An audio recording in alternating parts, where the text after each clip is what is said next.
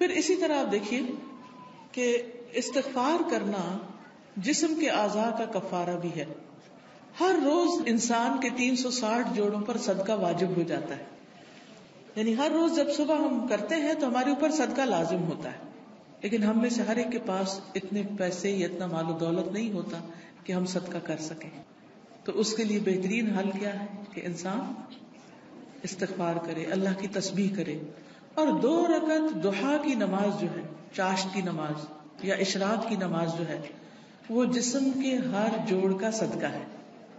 اور یہ آزما کر دیکھ لیں, اگر آپ کو جوڑوں کی تکلیف ہے, اگر آپ کے جسم میں تکلیف ہے جوڑوں میں, تو آپ ان 2 رکعتوں کو روز پڑھنا شروع کریں.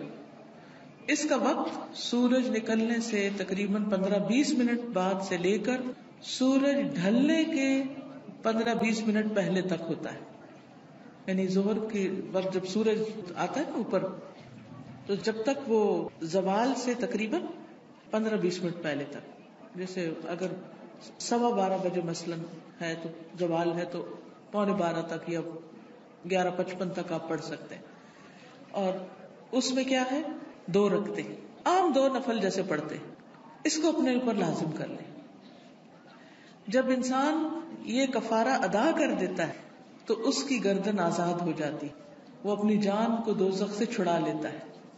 ہر شخص کی جان پکڑی ہوئی ہے نا, ہر شخص پکڑا ہوا ہے. اور نہ صرف یہ کہ یہ آخرت کے اعتبار سے بلکہ دنیاوی اعتبار سے بھی بہترین نسخہ ہے, آزما کے دیکھ لیں. لیکن ہم میں سے اکثر کو یہ پتہ ہی نہیں کہ روز ہم پہ صدقہ واجب ہوتا ہے. ہم صدقہ کب کرتے ہیں, صدقہ کب دیتے ہیں, اپنی جان کا صدقہ کب دیتے ہیں جی؟ جب کوئی بیمار ہوتا ہے پھر اس کی طرف سے بکرا ذبح کرتے ہیں کہ اس جان کے بدلے جان دے دے, بس. اور جب وہ ٹھیک ہو جاتا ہے پھر ختم کر دیتے ہیں. یہ صرف اس وقت کے لیے نہیں ہے صدقہ, یہ صدقہ روز کے لیے ہے. یہ روز صدقہ دینا ہے. اور روز آپ کے پاس اتنے پیسے نہیں ہیں, اور اگر ہیں تو وہ بھی دیں, وہ بھی اللہ کے راستے میں کچھ نہ کچھ صدقہ کریں. سبحان اللہ, الحمدللہ, اللہ اکبر, لا الہ الا اللہ, استغفر اللہ, استغفر اللہ. تو اگر آپ ایک دفعہ استغفر اللہ کہتے ہیں تو 1 جوڑ کا صدقہ ہو گیا, دوسری دفعہ استغفر اللہ کہتے ہیں تو دوسرے جوڑ کا صدقہ نکل گیا, تیسری دفعہ کیا تو تیسرا نکل گیا.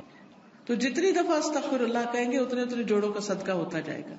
کبھی ایسا بھی ہوتا ہے نا کہ انسان کو وقت نہیں ملتا, یا وہ سفر کر رہا ہوتا ہے, یا کبھی کوئی مجبوری ہو جاتی ہے کہ انسان نہیں پڑھ سکتا, تو پھر کیا کرے, ذکر کی کثرت کر دے, استغفار کی کثرت کر دے. پھر اسی طرح استغفار کو بیماریوں کا علاج بتایا گیا. جیسے میں نے ابھی کہا نا کہ اگر آپ چاہتے ہیں کہ آپ کے جوڑوں کی تکلیف دور ہو جائے تو جوڑوں کا صدقہ دیا کرے روز. اور جوڑوں کا صدقہ روز کیا ہے, 2 نفل اشراق یا چاشت یا ضحیٰ کے. اصل میں بہت سے لوگ کنفیوز ہوتے ہیں کہ اشراق اور ضحیٰ اور چاشت یہ کیا ہے. یہ ایک ہی نماز ہے, جیسے تراویح اور قیام اللیل یہ ایک ہی نماز ہے. اگر آپ جلدی پڑھیں گے تو اس کو اشراق کہتے ہیں. اشراق اس لیے کہتے ہیں کہ ابھی سورج مشرق سے طلوع ہوا ہے اور اس کے تھوڑی دیر بعد 15-20 منٹ بعد آپ نے نماز پڑھ لی. جب سورج اچھی طرح چمک جائے تو پھر اس کو ضحیٰ کہتے ہیں, چاشت کا وقت ہے. ضحیٰ عربی میں کہتے ہیں اور اردو میں چاشت کہتے ہیں. اور تھوڑا اور بعد میں پڑھے تو اس کے لیے صلاۃ الاوابین بھی کہتے ہیں اس کو. اور نبی صلی اللہ علیہ وسلم سے 2 سے لے کے 8 رکعتیں ثابت ہیں. چاہے 2 پڑھیں, چاہے 4 پڑھیں, چاہے 6 پڑھیں, چاہے 8 پڑھیں, جو آپ کا دل کرے, لیکن کم از کم 2 ضرور پڑھیں. پھر اسی طرح استغفار بیماریوں کا علاج ہے. اگر کسی کو مثلا ہارٹ پرابلم ہے یا کوئی اور اسی طرح کی کوئی بیماریاں ہیں اس کو, تو اس کے لیے بھی استغفار ہے. قتادہ کہتے ہیں کہ یہ قرآن تمہیں تمہاری بیماری اور علاج بتاتا ہے. یعنی قرآن کے ذریعے تمہیں بیماریاں بھی پتہ چلتی ہیں. بیماریوں سے مراد یہاں روحانی بیماریاں اور خاص طور پر ذہنی پریشانیاں اور جذباتی اور دلی پریشانیاں, اور پھر اس کا علاج بھی بتاتا ہے. یعنی قرآن شفا ہے. قرآن مجید میں آتا ہے شفاء لما فی الصدور, کہ قرآن میں سینوں کے اندر جو ہے یعنی دل ہے ان کے لیے شفا ہے. پھر یہ کہا گیا کہ گناہ بیماری ہے. گناہ کیا ہے؟ بیماری ہے, اور استغفار ان کا علاج ہے. پھر اسی طرح جو شخص استغفار کرتا ہے اسے فرشتوں کی دعائیں ملتی ہیں. قرآن مجید میں سورۃ الغافر میں آتا ہے الذین یحملون العرش ومن حولہ یسبحون بحمد ربہم ویؤمنون بہ ویستغفرون للذین آمنوا ربنا وسعت کل شیء رحمۃ وعلما فاغفر للذین تابوا واتبعوا سبیلک وقہم عذاب الجحیم. جو فرشتے عرش اٹھائے ہوئے ہیں اور جو اس کے ارد گرد ہیں سب اپنے رب کی حمد کے ساتھ اس کی تسبیح کر رہے ہیں اور اس پر ایمان رکھتے ہیں اور ایمان لانے والوں کے لیے بخشش کی دعا کرتے ہیں. سبحان اللہ، یعنی کتنی بڑی سعادت ہے. ایمان لانا کتنی بڑی اللہ کی رحمت ہے ہم پر کہ ہم اس پر ایمان رکھتے ہیں اور آخرت پر ایمان رکھتے ہیں اور عقیدہ درست ہے، کیونکہ ایسے لوگوں کے لیے فرشتے بھی ان کے دوست ہوتے ہیں اور ان کی مدد بھی کرتے ہیں اور ان کے لیے دعائیں بھی کرتے ہیں. جیسے ایک اور جگہ پر آتا ہے ان الذین قالوا ربنا اللہ ثم استقاموا تتنزل علیہم الملائکۃ الا تخافوا ولا تحزنوا وابشروا بالجنۃ التي كنتم توعدون نحن اولیاؤکم فی الحیاۃ الدنیا وفی الآخرہ وَلَكُمْ فِيهَا مَا تَشْتَهِي أَنفُسُكُمْ وَلَكُمْ فِيهَا مَا تَدَّعُونَ نُزُلًا مِّنْ غَفُورٍ رَحِيمٍ. کہ بے شک وہ لوگ جنہوں نے کہا کہ اللہ ہمارا رب ہے، اللہ ہی کو رب مانا، اللہ ہی کو خالق مالک رازق مانا، ثم استقاموا، پھر اسی پہ جم گئے، ادھر ادھر نہیں دیکھا، کسی اور فقیر کے پاس نہیں گئے، کسی اور مزار پہ نہیں گئے، بلکہ کیا کیا؟ صرف اللہ کو اپنا رب مان کر اسی سے دعائیں کی. ان الذین قالوا ربنا اللہ ثم استقاموا، تو کیا ہوتا ہے؟ تتنزل علیہم الملائکہ، ان پر فرشتے اترتے ہیں. اللہ تخافوا ولا تحزنوا، نہ تم خوف کرو نہ تم غم کرو. وابشروا بالجنۃ التي كنتم توعدون، اس جنت کی خوشخبری پاؤ جس کا تم وعدہ دیے جاتے ہو. نحن اولیاؤکم فی الحیاۃ الدنیا، ہم دنیا کی زندگی میں بھی تمہارے دوست ہیں، تمہارے مددگار ہیں، دنیا میں بھی وفی الآخرہ، اور آخرت میں بھی.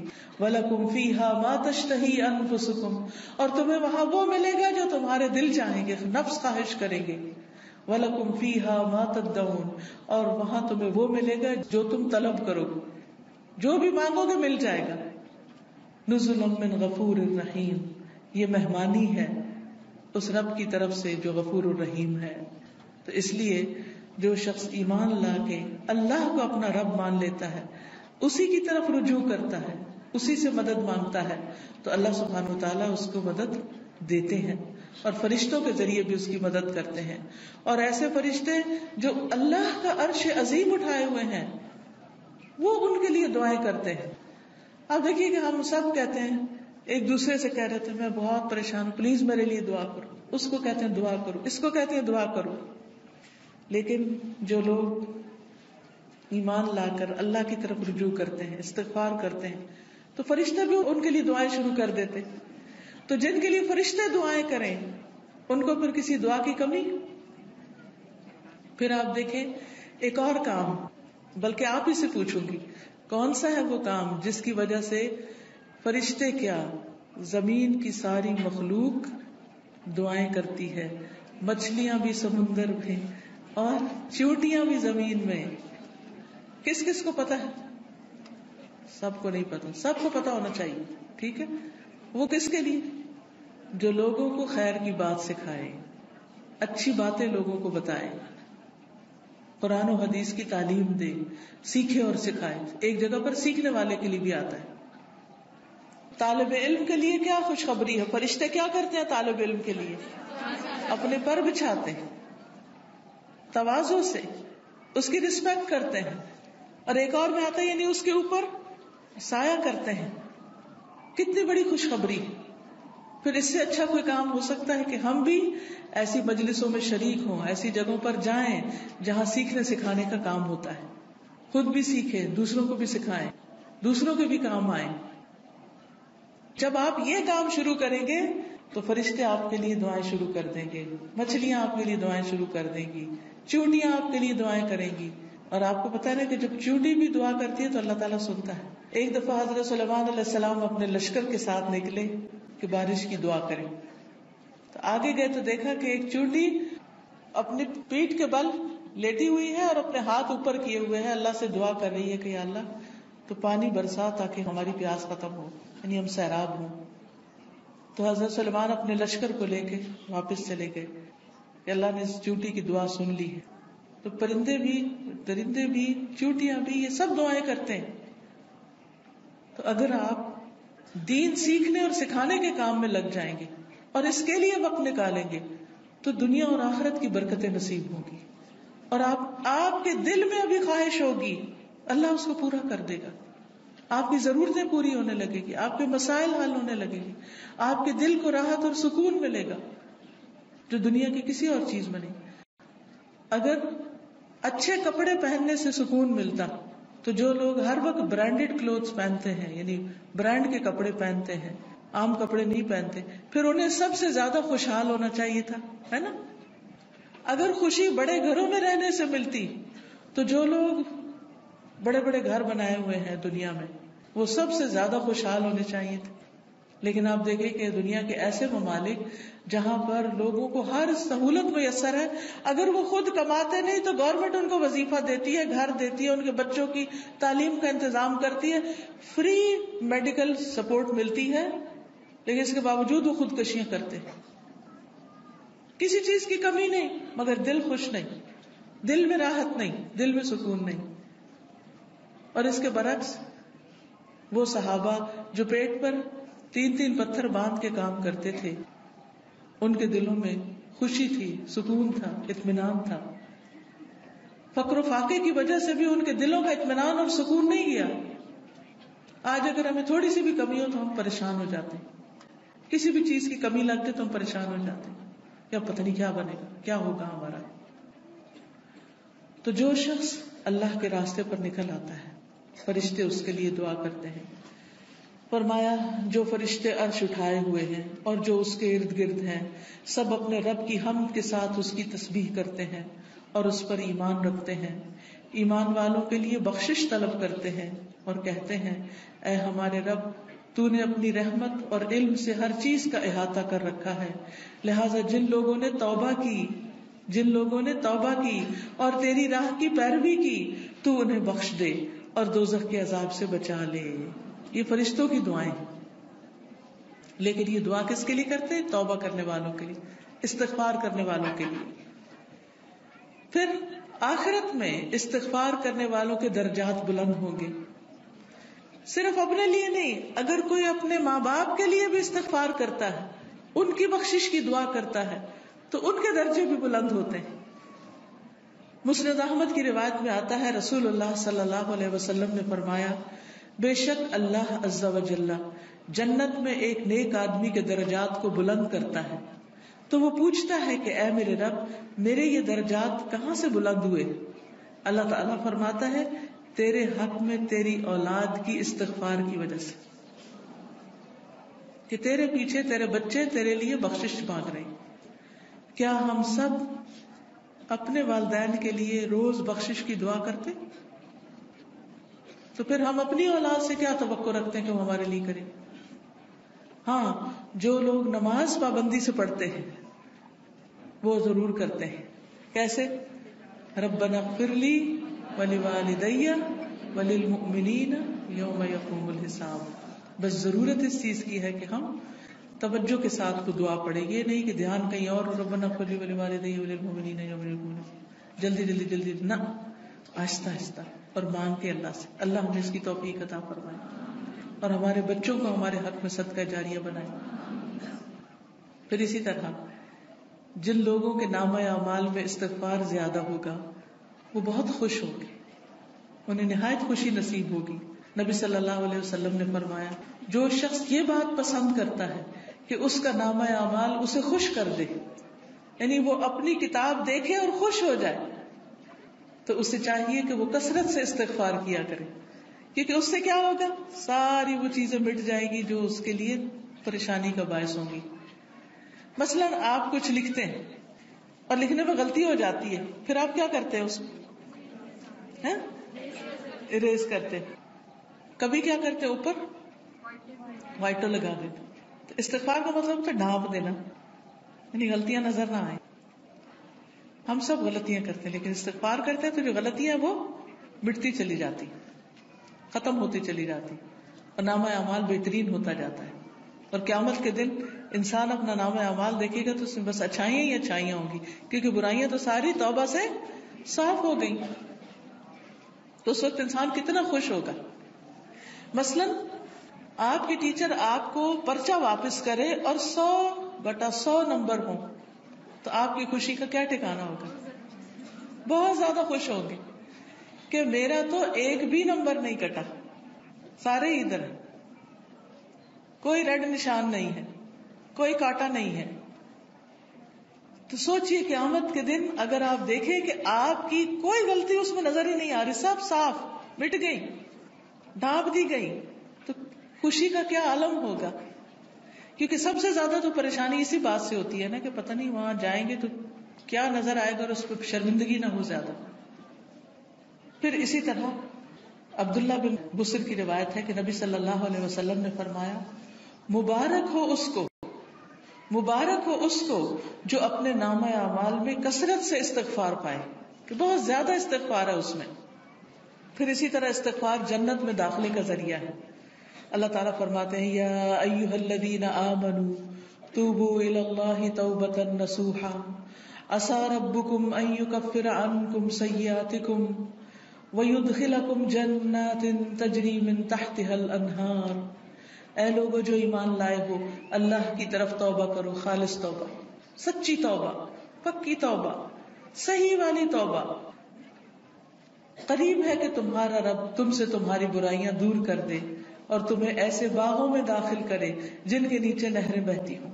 یعنی غلطیوں کی معافی ہو جائے تو جنت کے راستے آسان ہو جائیں گے، اور اس کے لیے معافی مانگنی ہوگی، استغفار کرنا ہوگا. پھر اسی طرح جہنم سے بچنے کا ذریعہ بھی استغفار ہے، کیونکہ کچھ لوگ جہنم میں ڈالے جائیں گے تاکہ ان کو ان کی غلطیوں کی سزا ملے، جب وہ سزا بھگت لیں گے پھر نکال کے جنت میں بھیجے جائیں گے. اس وقت بھی آپ کو گرمی لگ رہی ہوگی تو دل گھبرا رہا ہوگا، یہ تو وقتی گرمی، اور ایسی بھی نہیں کہ جس سے انسان کو یعنی بہت تکلیف ہو.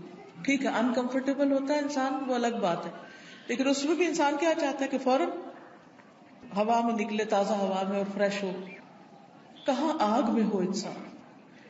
ہم میں سے کس کے اندر ہمت ہے کہ وہ آگ کو برداشت کرے؟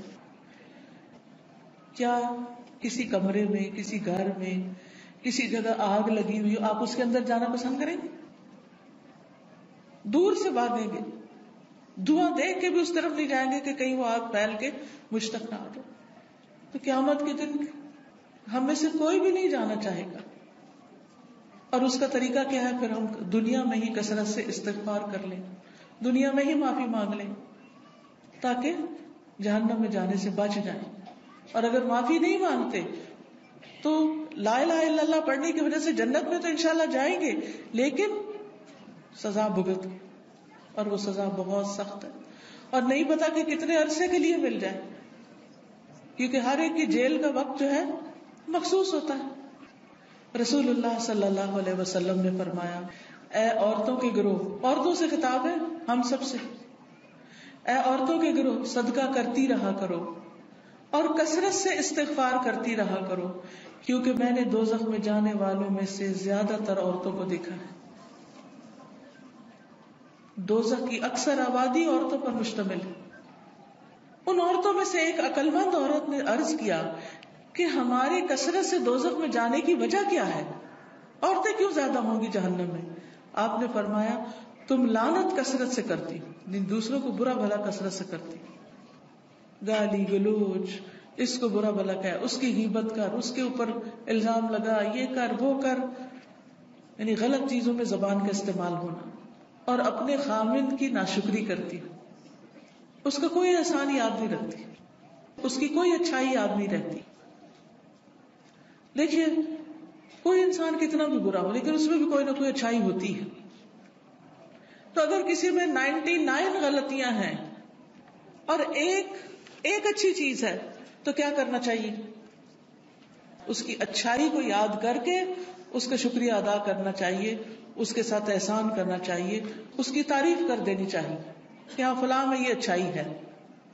ہم عام طور پر کیا کرتے ہیں کہ جو ہمیں اچھا لگے اس کی تو کوئی برائی بھی ہمیں نہیں بری لگتی، اس پہ بھی ہم خوش ہوتے رہتے ہیں، واہ واہ کرتے رہتے ہیں، اور جو برا لگے اس کی کوئی اچھائی ہمیں نظر ہی نہیں آتی. تو یہ نہیں کرنا چاہیے. تو حل کیا ہے کامیابی کا؟ کہ ہم ایک طرف نیک اعمال کریں، پھر ان نیک اعمال کی حفاظت کریں، دوسری طرف گناہوں سے بچیں، اور پھر اگر ہو جائے انسان ہونے کے ناطے تو پھر کیا کریں؟ اللہ تعالیٰ سے استغفار کریں. اس مقصد کے لیے یہ ایک کارڈ چھپوایا گیا ہے جس میں استغفار کی دعاؤں کو اکٹھا کیا گیا. کس کس کے پاس ہے؟ اٹھا کے دکھائیں. الحمدللہ. اور جس کے پاس نہیں ہے وہ اسٹال سے لے بھی سکتے ہیں. ٹھیک ہے. تو اب آپ دیکھیے کہ جس کے پاس یہ کارڈ ہے وہ تو ٹھیک، جس کے پاس نہیں لازماً آپ کے پاس ہی ہونا چاہیے، کیونکہ یہ ساری دعائیں ہمیں زبانی یاد نہیں، اور ہم میں سے ہر ایک یہ بھی نہیں کر سکتا کہ جا کے کتابوں میں سے ڈھونڈے، پورے قرآن میں سے نکالے، کتابوں میں سے نکالے، اور پھر یہ دیکھے کہ صحیح کون سی ہے اور کون نہیں، اور پھر ان کو اکٹھا کرے. تو الحمدللہ اللہ کے فضل سے یہ دعائیں آپ کے لیے اکٹھی کر دی گئی. کوشش کریں کہ ہر روز ان دعاؤں کو آپ پڑھیں، لیکن اگر ہر روز نہیں پڑھ سکتے تو جس وقت آپ کو پریشانی ہو، بے چینی ہو، بیماری ہو، خوف ہو، گھبراہٹ ہو، مرنے کا خوف ہو، آخرت کی پکڑ کا خوف ہو، فکر ہو، آپ کے اندر بے چینی اور اضطراب آ جائے، فوراً استغفار کرنا شروع کریں. اس کے بغیر بھی کریں اور اس کے ساتھ بھی کریں. اب آپ نکالیے، میں آپ کو یہ کچھ دعائیں کہلوا دیتی ہوں تاکہ ان کا صحیح پروننسیشن آپ کو آتا ہو، صحیح تلفظ آپ کو آتا ہو. اس کے علاوہ یہ کچھ اور کتابیں بھی ہیں جیسے محمد صلی اللہ علیہ وسلم کے معمولات وغیرہ. پھر اسی طرح یہ نور العلم کوئی کورس شروع ہو رہا ہے، اس میں داخلے کے پیچھے سے آپ فلائر لے سکتے. اسی طرح قرآن و سنت سے لی ہوئی صحیح دعائیں دعا کیجیے نام کی کتاب میں ہے. بہت سی دعائیں یہاں پر ملے گی آپ کو. یہ کتاب اگر آپ کے گھر میں ہو تو ہر موقع کی دعا اس میں آپ کے لیے. اسی طرح ذکر کے بارے میں کارڈ ہے. جادو کے بارے میں بہت سے لوگوں کے ذہن میں سوال ہوتے ہیں، پریشان رہتے ہیں، تو جادو کی حقیقت پر اور پھر اس کا علاج کیا ہے اس پر یہ کتاب ہے. پھر اچھا اخلاق انسان کے نامہ اعمال میں بہت بھاری نیکی ہوگی، تو اس پر یہ کہ اچھا اخلاق ہے کیا کیا کرنا ہوتا ہے، احادیث پر مشتمل یہ کتاب ہے. پھر اسی طرح صدقہ و خیرات جو ہے وہ بلاؤں کو ٹالتا ہے، بلا آنے سے بھی روکتا ہے اور جب آ جائے تو اس کو بھی دور کرنے کا ذریعہ بنتا ہے. جیسے ایک حدیث میں آتا ہے داؤ مرضاکم بالصدقات، اپنے مریضوں کا علاج صدقے سے کرو. نہیں اگر کوئی بیمار ہو جائے تو صدقہ کرنا شروع کر دو، تو صدقہ بھی ایک علاج ہے. تو یہ صدقہ خیرات کس طرح ہوتا ہے اس پہ احادیث پر مبنی یہ کتاب ہے. پھر اسی طرح رات کو سوتے وقت کے اذکار ہیں، رات کی نیند کیسی ہونی چاہیے اور کیا کرنا چاہیے کیا نہیں کرنا چاہیے، سنتیں کیا ہیں. تو یہ سونے جاگنے کے آداب اور اذکار ہیں. جو شخص صبح اور شام کے اذکار کرتا ہے اور رات ذکر کر کے سوتا ہے وہ ان لوگوں میں لکھ لیا جاتا ہے والذاکرین اللہ کثیرا والذاکرات اعد اللہ لهم مغفرۃ واجرا عظیما، کہ اللہ کا ذکر کرنے والے مرد اور بہت زیادہ اللہ کا ذکر کرنے والی عورتیں، اللہ نے ان کے لیے مغفرت اور بہت بڑا اجر تیار کر رکھا ہے. تو اللہ تعالیٰ سے بخشش پانے کے لیے کیا کریں؟ اللہ کا ذکر کریں، رات کو ذکر کر کے سوئیں. تو سارے اذکار جو مسنون کتابوں میں ہیں وہ اس میں لکھ دیے گئے ہیں. اپنے بیڈ سائڈ ٹیبل پہ رکھ دیں، دراز میں رکھ دیں، جب سونے لگے اس کو پڑھ کے پھر سوئیں. پھر اسی طرح یہ ہے کہ رسول اللہ صلی اللہ علیہ وسلم کا تعارف ہے، تعارف حبیب کے نام سے یہ کتاب ہے. آپ صلی اللہ علیہ وسلم کی ذاتی زندگی کے بارے میں اور آپ کی خصوصیات کے بارے میں احادیث کی روشنی میں کتاب مرتب کی گئی ہے، اس کو بھی آپ دیکھ سکتے ہیں. پھر یہ ایک اور استغفار کے بارے میں کتاب ہے، تم کب توبہ کرو گے، بہت ہی بہترین کتاب ہے. پھر اسی طرح یہ ہے کہ حدیث میں آتا ہے کہ جو شخص یہ چاہتا ہو کہ اس کی عمر لمبی ہو، اس کی عمر میں برکت ہو اور اس کے رزق میں برکت ہو، اسے چاہیے اپنے رشتہ داروں سے اچھا سلوک کرے، یعنی صلہ رحمی کرے، ان کے ساتھ اپنا تعلق برقرار رکھے. تو یہ ان احادیث پر مبنی کارڈ ہے، آپ لوگوں کو یہ دے سکتے ہیں. یہ کارڈ کی شکل میں فولڈ بھی ہو جاتا ہے، جب آپ کسی کو تحفہ وغیرہ دیتے ہیں عید پر، شادی پر، تو بیچ میں یہ رکھ کر دے سکتے ہیں تاکہ لوگ اپنے تعلقات کو بہتر بنائیں ایک دوسرے کے ساتھ. اب یہ دعا کر لیتے ہیں، میں کہلواؤں گی، آپ میرے پیچھے کہیں گے تاکہ آپ کو یہ الفاظ صحیح پڑھنے آ جائیں، ٹھیک ہے؟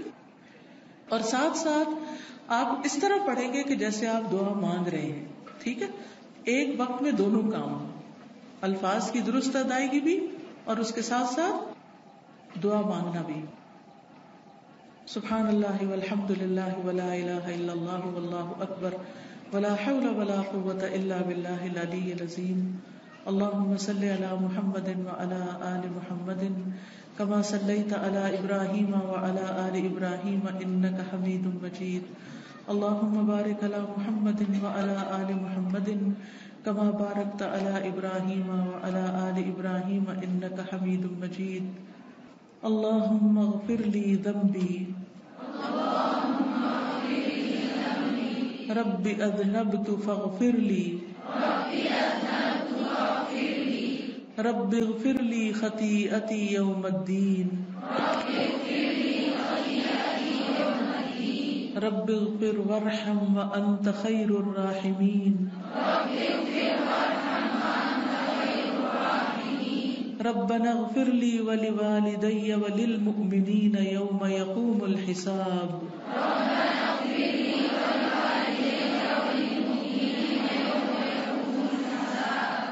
ربنا إننا آمنا فاغفر لنا ذنوبنا وقنا عذاب النار.